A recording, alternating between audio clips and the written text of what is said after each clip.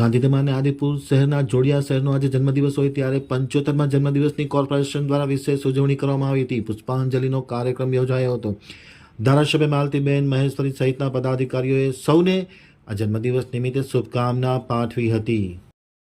હજુ ગાંધીધામ આમતક ન્યૂઝ બ્યુરોનો એક વિસ્તૃત અહેવાલ. 12મી ફેબ્રુઆરી 1948ના દિવસ ગાંધીધામની સ્થાપના કરવામાં આવી છે. લઘુ ભારત તરીકે ઓળખાતું શહેર આજે વટવૃક્ષ બની ગયું છે.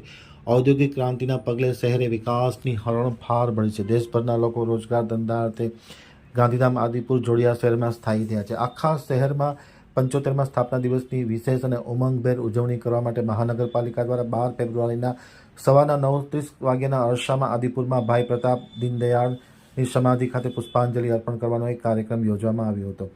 યોજાયેલા કાર્યક્રમમાં ગાંધીધામના ધારાસભ્ય માલતીબેન મહેશ્વરી, કોર્પોરેશનના ડેપ્યુટી કમિશનર સંજય રામાનુજ, મેહુલ દેસાઈ, તેજસ શેઠ સહિતના અનેક લોકો ઉપસ્થિત રહ્યા હતા. ખાસ કરીને ગાંધીધામના જન્મદિવસ નિમિત્તે ગાંધીધામ અને આદિપુરના જોડિયા જે શહેર છે તેના લોકોએ ખૂબ ખૂબ શુભકામના પાઠવી હતી. આ તકે ખાસ કરીને ગાંધીધામ વિસ્તારના ધારાસભ્ય માલતીબેન મહેશ્વરીએ પણ સૌને આ ગાંધીધામના જન્મદિવસ નિમિત્તે વિશેષ શુભકામના પાઠવી છે. આજે ગાંધીધામ સ્થાપના દિવસ છે એટલે સર્વપ્રથમ તો ગાંધીધામ વાસીઓ સર્વે નગરજનોને હું ખૂબ ખૂબ હાર્દિક શુભકામનાઓ પાઠવું છું, અભિનંદન પાઠવું છું.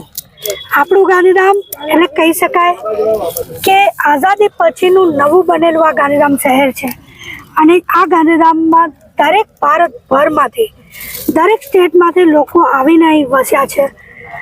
આદરણીય પૂજનીય ભાઈ પ્રતાપજીએ આ ગાંધીધામની સ્થાપના કરી અને એ ગાંધીધામને આજે આપણે જોઈ શકીએ છીએ કે કઈ જગ્યાએ આ ગાંધીધામ આવી. ખૂબ નાની ઉંમરનું ગાંધીધામ કહી શકાય, પરંતુ ખૂબ ટૂંક સમયમાં ખૂબ મોટી પ્રગતિ કરી હોય તો આ ગાંધીધામે કરી છે.